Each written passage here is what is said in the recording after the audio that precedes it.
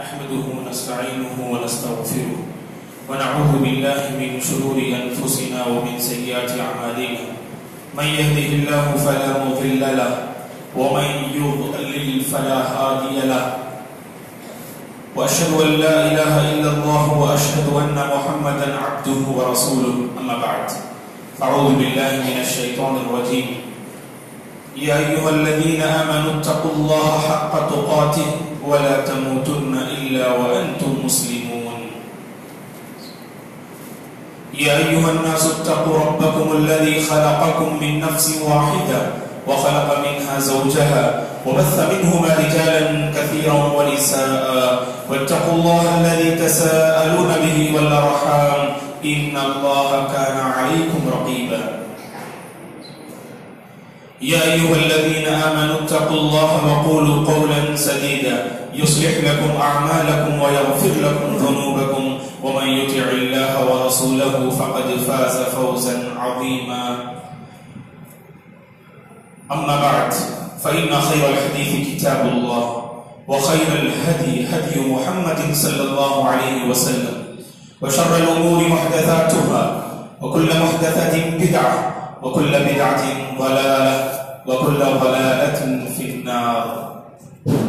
فأعوذ بالله من الشيطان الرجيم ولقد خلقنا الإنسان ونعلم ما توسوس به نفسه ونحن أقرب إليه من حبل الوريد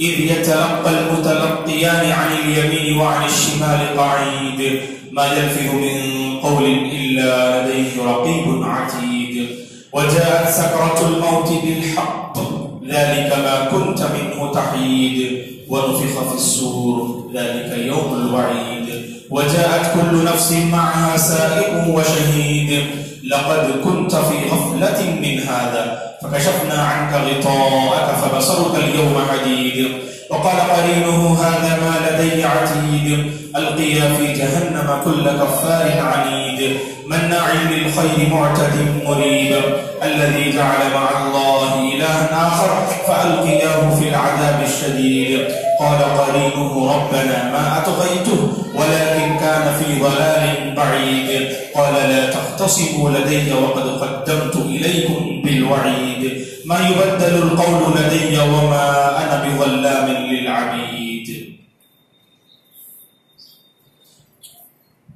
هو الذي جعل لكم الأرض ذلولا فامشوا في مناكبها وكلوا من رزقه وإليه النشور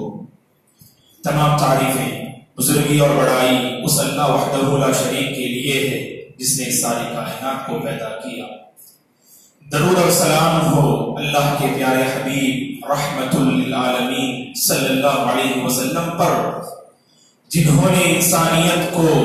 توحید کا سبق پڑھایا صحابہ اکرام رضوان اللہ علیہم اجمعین تابعین تبع تابعین تمام مؤمن مرد اور عورتوں پر اللہ کی رحمت اور اس کی سلامتی ہو آمین محترم بزرگوں اسلامی بھائیوں عزیز بچوں اور قابل احترام میری ماں بہن ہندوستان ایک جمہوری ملک ہے پوری دنیا میں ہندوستان اپنی ایک پہچان رکھتا ہے اپنی ایک امتیازی حیثیت رکھتا ہے گزشتہ چند دنوں سے ہندوستانی عوام خصوصاً ہندوستانی مسلمان اگر ان کی حالت کا جائزہ لیں تو یہ بات سامنے آتی ہے ایک طرف بابری مسجد کا معاملہ تو دوسری طرف NRC CAA MPR جیسے دفعات کے ذریعے سے مسلمانوں کو پریشان اور مسلمانوں کی زندگی سے چین و سکون ختم کرنے کی ناپاک سازشیں اور کوششیں ہو رہی ہیں اللہ تبارک و تعالی دشمنان اسلام کی مکاریوں سے امت مسلمہ کی حفاظت فرمائے پرسکون چین و سکون زندگی اللہ تعالی ہم میں سے ہر ایک کو نصیب فرمائے یہ مسائل ایک طرف تو وہیں پر ایک اور مسئلہ ہندوستان میں جو آئے دن بڑھتا ہوا نظر آ رہا ہے، جس کی جانب ہم میں سے ہر ایک کو توجہ دینے کی ضرورت ہے، بلکہ ہندوستان میں بسنے والے ہر ایک فرد کو چاہیے کہ وہ اس مسئلے کی طرف توجہ دیں اور اسلام کی طرف رجوع کریں، اور اسلام کی تعلیمات اس مسئلے کو حل کرنے کے سلسلے میں جو قرآن اور سنت میں وارد ہوئی ہیں ان کی روشنی میں اس مسئلے کو حل کرنے کی کوشش کریں۔ میری مراد ہندوستان کی معیشت، ہندوستان کی اکنامک، اگر آپ اس کا جائزہ لیں اور ہندوستان کی جو جی ڈی پی ہے اور اسی طرح سے معیشت کے اعتبار سے، اکنامک کے اعتبار سے گزشتہ چند دنوں سے ہندوستان کی کیا کچھ صورتحال ہے، یہ آپ میں سے جو اخبار پڑھتے ہیں یا مختلف خبرات اور تجربات اپنے پاس رکھتے ہیں اور ہندوستان کے احوال معلوم کرنے کی کوشش کرتے ہیں، ان کے سامنے بالکل ظاہر ہے کہ ہندوستان کی معیشت آئے دن اس کی صورت بگڑتی ہوئی ہمیں نظر آ رہی ہے، تجارت کے راستے آئے دن بند ہوتے ہوئے ہمیں نظر آ رہے ہیں، اور کتنے ایسے تجار ہیں، کتنے ایسے بزنس کرنے والے اور کتنے ایسے کام کرنے والے ہیں جن کے لیے معیشت کے راستے، معیشت کی راہیں بند ہو چکی ہیں۔ ایسی صورت میں ہم میں سے ہر ایک کو اس بات کی طرف توجہ دینی چاہیے کہ ہم اپنی معیشت کو کیسے مستحکم کریں، اپنی معیشت کو کیسے ہم مضبوط کریں، اس لیے کہ ہم جانتے ہیں دوستو، اگر مالی پریشانی انسانی زندگی میں آ جائے تو اس سے انسان ایمان کا بھی سودا کر دیتا ہے، اور کئی ایک واقعات ہمارے سامنے موجود ہیں کہ محض مالی پریشانی اور مالی آفت کی وجہ سے انہوں نے اپنے ایمان کا سودا کر دیا اور دوسرے مذہب اور دوسرے دین اور طریقے کو انہوں نے اپنا لیا۔ اس لیے مسلمان کو محتاط ہونا چاہیے، اور اسلام نے ان سارے مسائل کا حل پیش کیا ہے۔ اب آئیے معلوم کرتے ہیں کہ مال کے حوالے سے، اکنامک اور معیشت کو مضبوط کرنے کے حوالے سے اسلام نے کیا ضابطے پیش کیے ہیں، اسلام کے کیا فارمولے ہیں کہ جنہیں اپنا کر ہم اپنے مالی معیشت کو مستحکم کر سکتے ہیں۔ سب سے پہلا اصول اور ضابطہ اسلام یہ بتاتا ہے دوستو کہ ہر انسان کو محنت کرنی چاہیے، ہر انسان کو کام کرنا چاہیے۔ اگر ہم ہندوستانی عوام کا جائزہ لیں، خصوصاً مسلمانوں کا، یہ بات ہمارے سامنے بالکل واضح ہو جائے گی کہ موثوق رپورٹ کے مطابق ہندوستان میں سب سے زیادہ اگر کوئی قوم دوسروں کے سامنے اپنے ہاتھ کو پھیلاتی ہے، یہ افسوس کے ساتھ کہنا پڑتا ہے کہ امت مسلمہ یعنی مسلم قوم ہے، جو دوسروں کے آگے جو ہے اپنے ہاتھ کو پھیلاتی ہے۔ کام کرنا، محنت کرنا، پسینے بہانا اور جائز راستوں سے مال کمانا، یہ امت کا شیوا ہے، اور ہماری اپنی تاریخ بتاتی ہے کہ مسلم قوم نے محنت کر کے کمایا اور اپنی معیشت کو انہوں نے مستحکم کیا۔ لیکن افسوس کے ساتھ کہنا پڑتا ہے کہ کتنے ایسے مسلمان ہیں جو محنت کرنا نہیں چاہتے، جو جائز راستوں کو اپنانا نہیں چاہتے۔ تو محنت کریں، یہ سب سے پہلا اصول ہے، محنت کر کے پیسے کمائیں، محنت کر کے مال کمائیں۔ اور اللہ کے نبی صلی اللہ علیہ وسلم نے فرمایا، صحیح بخاری کی حدیث ہے،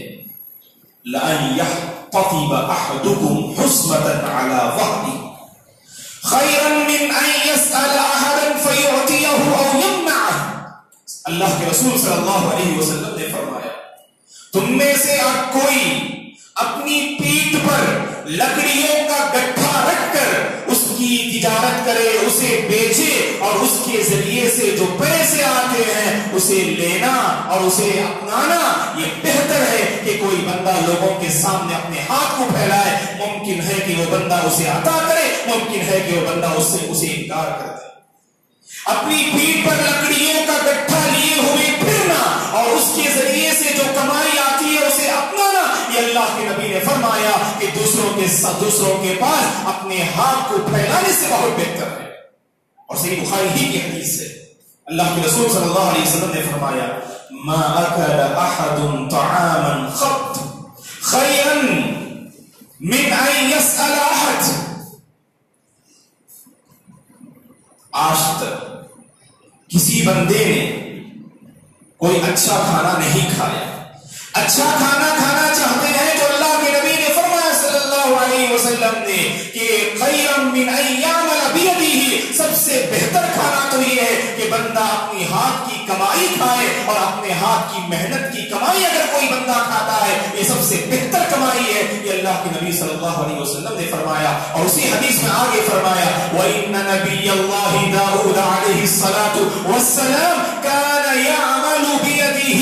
اور اللہ کے نبی داؤد علیہ الصلوۃ والسلام اپنے ہاتھ سے محنت کر کے کماتے اور کھایا کرتے تھے. تو محنت پر اسلام ابھارتا ہے، محنت پر اسلام زور دیتا ہے، اور لوگوں کے سامنے دستے سوال دراز کرنے سے اسلام روکتا ہے. دوستو اب بتائیے ہمارے اپنے معاشرے میں کتنے نوجوان ہیں اور کتنی عورتیں ہیں جو لوگوں کے سامنے اپنے ہاتھ کو پھیلاتے ہوئے نظر آتے ہیں، حالانکہ اگر وہ محنت کرتے تو گویا کہ اپنی معیشت کو مضبوط اور مستحکم کر سکتے ہیں. تو محنت کریں. اور خود اللہ کے نبی صلی اللہ علیہ وسلم کے سلسلے میں کیا الفاظ وارد ہوتے ہیں کہ نبی بنائے جانے سے پہلے آپ صلی اللہ علیہ وسلم جوانی کے مرحلے میں تجارت کیا کرتے تھے، اور بچپن کے مرحلے میں اللہ کے نبی بکریاں چرایا کرتے تھے. اس امت کے، اس روئے زمین کے سب سے بہتر انسان آپ صلی اللہ علیہ وسلم کی حالت دیکھیے. آپ جوانی کے مرحلے میں تجارت کرتے ہیں، اور بچپن کے مرحلے میں آپ بکریاں چرا کر اس سے جو پیسے آتے ہیں اس پیسے سے اپنا گزارا کر لیا کرتے تھے. کان النبی صلی اللہ علیہ وسلم یرعی الغنم علی قراریط لأہل مکہ، کہ اللہ کے نبی صلی اللہ علیہ وسلم مکے والوں کی بکریاں چند درہم و دینار کی بنیاد پر آپ چرایا کرتے تھے صلی اللہ علیہ وسلم. اور خود زکریا علیہ السلام کے بارے میں اللہ کے نبی نے فرمایا، صحیح بخاری کی حدیث ہے، کان زکریا علیہ السلام نجارا، اللہ کے نبی زکریا علیہ السلام پڑھائی تھے، کارپینٹر تھے زکریا علیہ السلام. عمر بن خطاب رضی اللہ عنہ کے حوالے سے ابن کثیر رحمۃ اللہ علیہ نے اپنی تفسیر کے مقدمے میں لکھا ہے کہ ابن عمر بن خطاب رضی اللہ عنہ کا معمول تھا اسلام لانے کے بعد ایک دن وہ بکریاں چراتے اور اپنے مال اور پیسے کمانے کے لیے کوئی انتظام کر لیتے، اور دوسرے دن خدمت رسول میں حاضر ہوتے. آپ کی زندگی کا یہی معمول تھا، ایک دن خدمت رسول میں حاضر ہوتے تو دوسرے دن آپ کمانے کے لیے باہر چلے جایا کرتے تھے. یہ آپ رضی اللہ تعالیٰ عنہ کی زندگی کا معمول تھا. اسی لیے آپ رضی اللہ تعالیٰ عنہ فرماتے ہیں اپنی ہاتھ کی کمائی کھانا بہتر ہے کہ دوسروں کے سامنے دستے سوال دراز کرنے سے. کتنے ایسے مسلمان ہیں جو کام کرنے سے جی چھڑاتے ہیں. اللہ نے صحت دی ہے، اللہ نے جوانی دی ہے، اللہ نے تندرستی دی ہے. جہاں ہم تندرستی اور صحت کا استعمال عبادات میں کرتے ہیں وہیں پر محنت کر کے کمانے پر بھی اس کا استعمال کرنا چاہیے دوستو. ورنہ کتنے ایسے ہیں جو عمر کے اس مرحلے پر پہنچتے ہیں جہاں پہنچ کر بندہ کچھ کر نہیں سکتا، کچھ کما نہیں سکتا. وہ بندہ تو مجبور ہے تو انہی کا خیال کرنے، ان پر احسان کرنے کی، ان پر احسان کرنے پر شریعت زور دیتی ہے. ورنہ جو جوانی کے مرحلے میں ہے یا جو کما سکتے ہیں ادھیڑ عمر ہی میں صحیح لیکن کما سکتے ہو، ایسے لوگوں کو چاہیے کہ کمائیں، آگے بڑھیں. اور اللہ کے رسول صلی اللہ علیہ وسلم نے کمانے پر ابھارا ہے. ایک صحابی اللہ کے نبی کے پاس آتے ہیں، ابو داؤد، بیہقی اور دارقطنی کی صحیح روایت ہے. ایک صحابی اللہ کے نبی کے پاس آتے ہیں صلی اللہ علیہ وسلم کے پاس، اور آپ سے آ کر کچھ مانگتے ہیں. اللہ کے نبی نے اس صحابی سے پوچھا هل فی بیتک شیء، کیا تمہارے گھر میں کچھ ہے؟ تو کہا صحابی رسول میں میرے گھر میں اللہ کے رسول چادر اور کھٹورا، ان دونوں کے علاوہ کچھ نہیں. اللہ کے نبی نے کہا کہ اس چادر اور کھٹورے کو لے کر آؤ. جس چادر کو بچھا لیتے آدھی چادر بچھا لیتے اور آدھی چادر کو اوڑھ لیا کرتے، اور جو کھٹورا ہوا کرتا اس میں وہ پانی پیا کرتے تھے. تو کہا اللہ کے نبی نے اس چادر اور کھٹورے کو لے کر آؤ. اس کے بعد جب وہ خدمت رسول میں ان دونوں چیزوں کو حاضر کرتے ہیں، اللہ کے نبی نے تمام صحابہ جو وہاں پر موجود تھے ان سے پوچھا کہ ان دونوں چیزوں کو تم میں سے کون خریدے گا؟ تو ایک صحابی نے کہا اے اللہ کے رسول میں ان دونوں کو 1 درہم میں خریدوں گا. اللہ کے نبی نے صلی اللہ علیہ وسلم نے فرمایا کیا کوئی تم میں سے ہے جو 1 درہم سے زیادہ خرید سکتا ہے؟ ایک اور صحابی کھڑے ہوئے، انہوں نے کہا اے اللہ کے رسول میں اسے 2 درہم میں خریدنا چاہتا ہوں. تو اللہ کے نبی نے ان دونوں صحابہ صحابی کے حوالے کر دیا اور 2 درہم کو لیا اور کہا کہ ان 2 درہم کو لو اور 1 درہم سے اپنی ضرورت پوری کر لو اور 1 درہم سے کلہاڑی خرید لینا. اور کہا اللہ کے نبی نے اس صحابی سے کہ ایک کلہاڑی خرید لینا, اس سے لکڑیاں کاٹنا اور محنت کر کے کمانا اور لوگوں میں ان لکڑیوں کو بیچنا اور 15 دن تک تم مجھے نظر نہ آنا. یہ اللہ کے نبی نے اس صحابی سے فرمایا. اور 15 دن کے بعد جب محنت کر کے اس 1 درہم سے اپنی ضرورت پوری کرتے ہیں اور 1 درہم سے ایک کلہاڑی خرید لیتے ہیں اور 15 دن محنت کرتے ہیں اور اس کے بعد خدمت رسول میں حاضر ہوتے ہیں اور کہتے ہیں اللہ کے نبی سے, اے اللہ کے نبی ان 15 دنوں میں نے 10 درہم کو خرید, میں نے 10 درہم کا منافع پایا ہے, 10 درہم کا میں نے فائدہ پایا ہے. تو اس کے بعد اللہ کے نبی صلی اللہ علیہ وسلم اس صحابی کو کہتے ہیں کہ ہمیشہ محنت کی کمائی جس میں اللہ تبارک و تعالیٰ برکت عطا فرماتے ہیں. تو محنت پر زور دیں. اور اسلام نے ایک دوسرا اصول پیش کیا اپنی مالی حالت کو بہتر بنانے کے لیے. یاد رکھیں دوستو, ہمیشہ جائز راستے اپنانا چاہیے.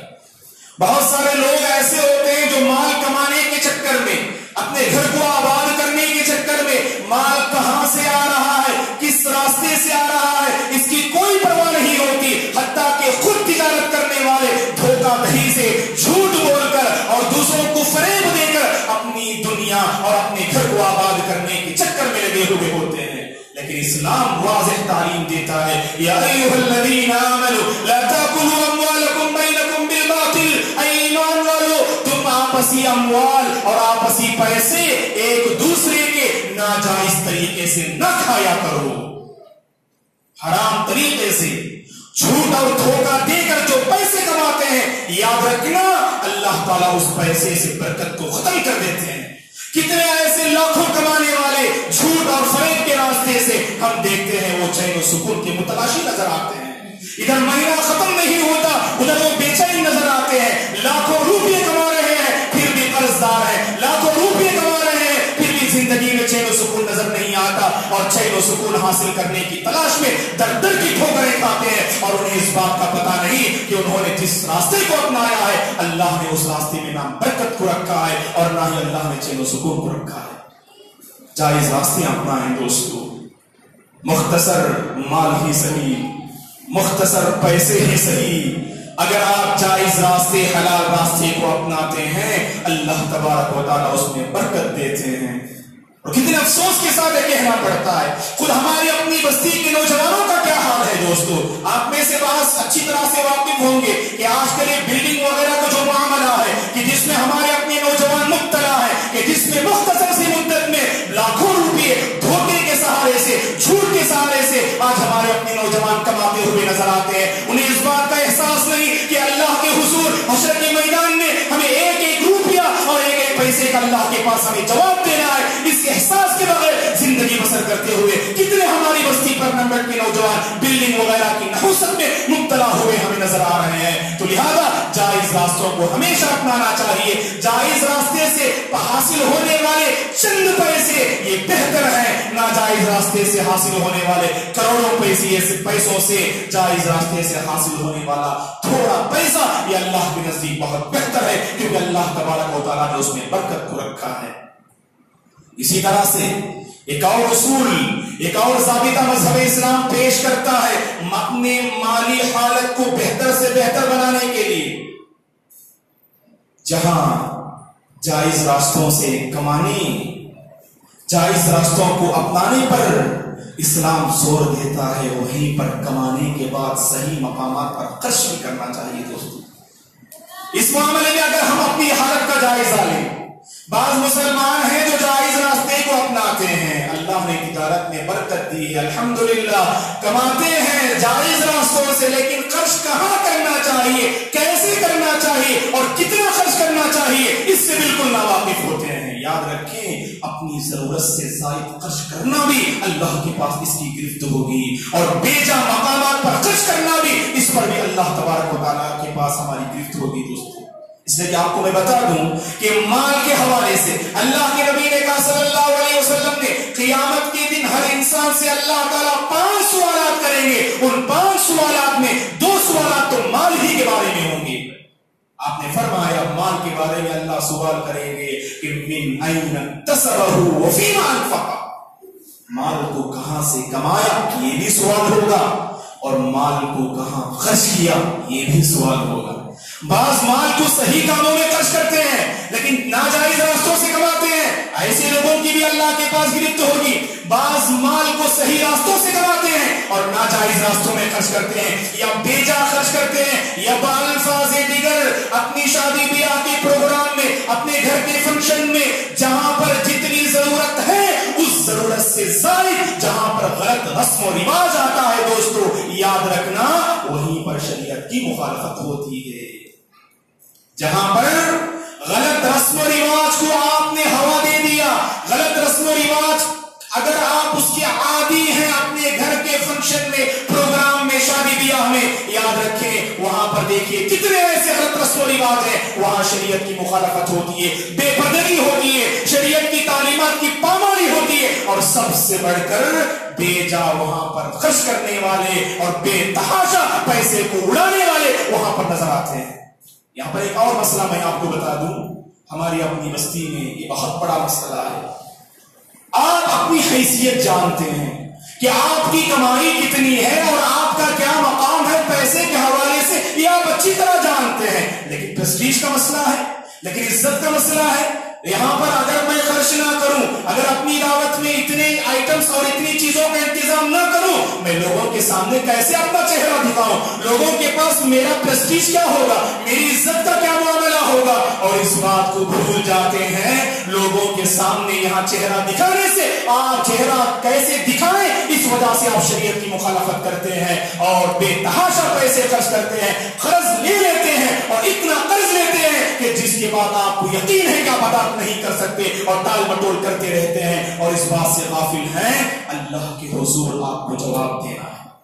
اللہ کے حضور آپ کو جواب دینا ہے۔ آپ نے شاید لوگوں کو دھوکہ دے دیا، آپ نے شاید لوگوں کو ٹھگا دیا، یا آپ نے شاید لوگوں کے پاس اپنی پریسٹیج کو رکھنے کے لیے آپ نے بے تحاشا اپنے خرچ کر دیا۔ کیا آپ اس بات سے ناواقف ہیں؟ الا یظن اولئک انہم مبعوثون، کیا ہمیں اس دنیا کو چھوڑنا نہیں، اللہ کے پاس دوبارہ حاضر ہونا نہیں، میدان محشر میں ہمیں کھڑا ہونا نہیں؟ یہ آپ سوال اپنے آپ سے کیجئے، خود بخود آپ مجبور ہو جائیں گے اسلامی تعلیمات کو اپنانے پر۔ قرآن مجید میں اللہ تبارک و تعالیٰ نے کتنی پیاری تعلیم دی دوستو۔ نیک بندے کیسے ہوتے ہیں اللہ کے نیک بندے کیسے ہوتے ہیں؟ خرچ کرنے میں بھی نیک بندوں کا حال دیکھیے، والذین اذا انفقوا لم یسرفوا ولم یقتروا وکان بین ذلک قواما۔ اللہ کے نیک بندوں کی پہچان یہ ہوتی ہے جب وہ خرچ کرتے ہیں اسراف سے بھی خرچ نہیں کرتے، اور جہاں جتنی ضرورت ہے اس سے کم بھی وہ نہیں بلکہ درمیانی راستہ اپناتے ہیں، اور یہ اہل ایمان اللہ کے نیک بندے عباد الرحمن اللہ کے نیک بندوں کی یہ پہچان بتائی گئی دوستو۔ تو لہذا ہم آپ سے گزارش کرتے ہیں کہ ہمارے جو شادی بیاہ کے پروگرام ہوتے ہیں یا گھر کے جو دوسرے فنکشن ہوتے ہیں اس میں ہمارے کیا اخراجات ہیں، ہم کتنا خرچ کر رہے ہیں، یاد رکھیں دوستو ہمارے پاس فیوچر کی پلاننگ ہونی چاہیے، مال کو جمع کرنے کا ایک ضابطہ بھی ہمارے پاس ہونا چاہیے۔ ادھر پیسے آئے کہ نہیں ادھر مکمل خرچ کر دیتے ہیں اور کل کی آپ کو فکر نہیں ہوتی ہے اور اس بات سے غافل ہو جاتے ہیں اگر میں نے آج مال کو بے تحاشا خرچ کر دیا تو کل کے دن میں کس کے سامنے اپنے ہاتھ کو پھیلاؤں اور کہاں سے مجھے پیسے آئے؟ اور یہاں پر نوبت یہاں یہ آتی ہے، یا تو آپ بے تحاشا پیسے خرچ کرنے کی وجہ سے اور بے تحاشا پیسے کو ضائع کرنے کی وجہ سے کل کے دن یا تو دوسروں کے سامنے آپ ہاتھ پھیلاتے ہیں یا نہیں تو آپ ناجائز راستہ اپناتے ہیں تاکہ اپنی ضرورت پوری ہو جائے۔ اگر آپ نے فیوچر پلاننگ کرتے ہوئے اگر آپ نے مال کو جتنی جہاں ضرورت ہے اتنا آپ نے خرچ کیا اور مال کو آپ نے سیو کیا، سیو کا یہ مطلب نہیں کہ آپ بخیلی سے کام لیں، کنجوسی سے کام لیں، جہاں پر لوگوں کو ضرورت کرنے کی بات آتی ہے وہاں پر ضرور آپ لوگوں کی ضرورت پوری کریں اور لوگوں کا تعاون کریں، اور یہ جذبہ بھی شریعت جو ہے ہم لوگوں کو ابھارتی ہے کہ یہ جذبہ بھی ہر مسلمان کے اندر ہونا چاہیے۔ اور وہیں پر کہا مذہب اسلام نے اور قرآن مجید نے ان المبذرین کانوا اخوان الشیاطین، بے تحاشا خرچ کرنے والے، ضرورت سے زائد خرچ کرنے والے جانتے ہیں کون ہیں؟ جو لوگ اپنی عزت کا مسئلہ بناتے ہیں، جو لوگ اپنی پریسٹیج کا مسئلہ بناتے ہیں، اللہ نے ایسے لوگوں کے بارے میں کہا وہ تو شیطان کے بھائی ہوا کرتے ہیں، وہ تو شیطان کے بھائی ہوا کرتے ہیں۔ ان المبذرین کانوا اخوان الشیاطین، اور بیجا خرچ کرنے والے اور اسراف کرنے والوں کے بارے میں اللہ نے کہا ان اللہ لا يحب المسرفین، اللہ تعالیٰ ایسے لوگوں کو پسند نہیں فرماتے ہیں، اللہ تعالیٰ ایسے لوگوں سے محبت نہیں کرتے ہیں جو مال کا بیجا استعمال کرتے ہیں۔ تو لہذا دوستو، مال یہ اللہ کی ایک نعمت ہے، وہیں پر اس کا غلط استعمال یہ آپ کے لیے وبال، یہ مال وبال بن سکتا ہے، اور اللہ کے پاس ہمیں جواب دینا ہے۔ قرآن مجید میں اللہ تعالیٰ نے کہا ثم لتسألن یومئذ عن النعیم، کل قیامت کے دن جتنی نعمتیں آج تم حاصل کر رہے ہو ان نعمتوں کا صحیح استعمال کرو، ان نعمتوں کی ناقدری نہ کرو۔ اگر تم ناقدری کرو گے تو اللہ کے پاس ایک ایک نعمت کا ہمیں جواب دینا ہے، حساب ہم سے ہوگا اور ہمیں اس کا جواب دینا ہے۔ اس تصور سے ہمیں زندگی بسر کرنے کی ضرورت ہے، اور مال کے حوالے سے ہر انسان کو محتاط ہونا چاہیے، جائز راستوں کو اپنانا چاہیے، حلال راستوں کو اپنانا چاہیے، اور محنت کرنے کی طرف ہم میں سے ہر ایک کو آگے بڑھنا چاہیے۔ اور ہماری اپنی سوسائٹی کے وہ نوجوان جو محنت کرنے سے جی چھڑاتے ہیں، ایسے لوگوں کو محنت کے راستے پر لانے کی معاشرے کے بزرگ حضرات کو کوشش کرنی چاہیے۔ آپ دیکھتے ہیں آپ کی بستی کے چند نوجوان ہیں جن کے قدم بہک رہے ہیں، جن کے قدم پھسل رہے ہیں، یا تو بلڈنگ کے حوالے سے ہو یا کوئی غلط کام یا غلط تجارت کرنے کی طرف آگے بڑھ رہے ہیں، اور آپ جانتے ہیں یہ غلط راستہ ہے۔ اپنے نوجوانوں کو قریب کیجیے، محبت سے انہیں قریب کیجیے، اور انہیں بتائیے کیا صحیح راستہ ہے اور کیا غلط راستہ ہے، جائز راستوں کی طرف انہیں لگائیے۔ اور آپ کے اندر اللہ نے اتنی صلاحیت دی ہے ان بھٹکے ہوئے نوجوانوں کی معیشت کو اور مالی حالت کو بہتر بنانے کے لیے آپ کے پاس اللہ تعالیٰ نے کوئی راستہ رکھا ہے جو محنت کر کے وہ اپنے مالی حالت کو بہتر بنا سکتے ہیں۔ تو آپ کو چاہیے کہ آپ اس کی رہنمائی کریں، اس نوجوان کی رہنمائی کریں، تاکہ وہ مال کو کمانے کے سلسلے میں محتاط رہیں۔ اور اسی طرح سے آج ہماری اپنی زندگی میں مال کمانے کے حوالے سے جو بے اعتدالی پائی جا رہی ہے اور اللہ کا خوف جو ختم ہوتا ہوا ہمیں نظر آ رہا ہے، تو اس کی طرف ہمیں توجہ دینے کی ضرورت ہے۔ جیسا کہ میں نے شروع میں کہا، یہ ہندوستان کا آئے دن یہ بہت ہی بڑا نازک مسئلہ بنتے جا رہا ہے کہ ہندوستان کی اکنامک اور ہندوستان کی معیشت آئے دن گرتی ہوئی ہمیں نظر آ رہی ہے۔ ایسی صورت میں ہم میں سے ہر ایک کو چاہیے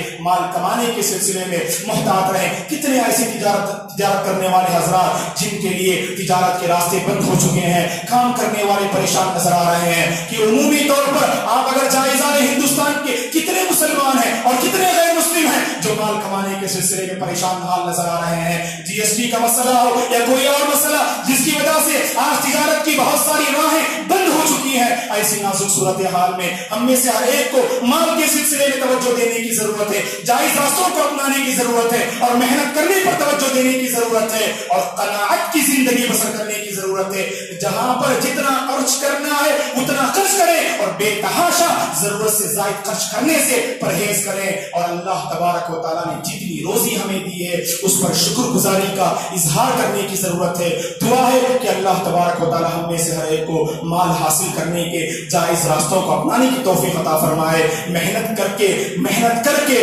کمانے کی اللہ تعالیٰ ہمیں توفیق عطا فرمائے۔ امت مسلمہ کے وہ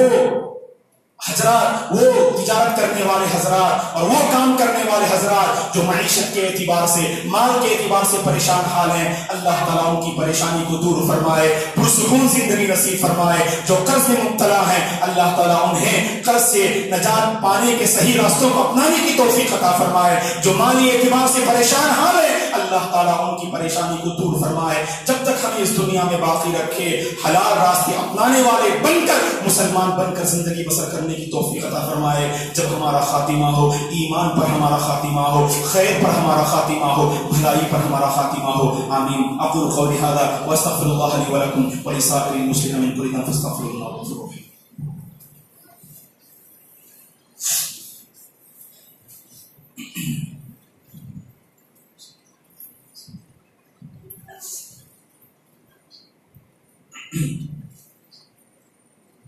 إن الحمد لله نحمده ونستعينه ونستغفره ونعوذ بالله من شرور أنفسنا ومن سيئات أعمالنا، من يهده الله فلا مضل له ومن يضلل فلا هادي له، وأشهد أن لا إله إلا الله وأشهد أن محمدا عبده ورسوله. أما بعد، فأعوذ بالله من الشيطان الرجيم. إن الله وملائكته يصلون على النبي يا أيها الذين آمنوا صلوا عليه وسلموا تسليما. اللهم صل على محمد وعلى آل محمد كما صليت على إبراهيم وعلى آل إبراهيم إنك حميد مجيد. اللهم بارك على محمد وعلى آل محمد كما باركت على إبراهيم وعلى آل إبراهيم إنك حميد مجيد. اللهم أعز الإسلام والمسلمين وأذل الشرك والمشركين. ربنا لا تزغ قلوبنا بعد إذ هديتنا وهب لنا من لدنك رحمة إنك أنت الوهاب إنك أنت الوهاب. اللهم إنا نسألك علما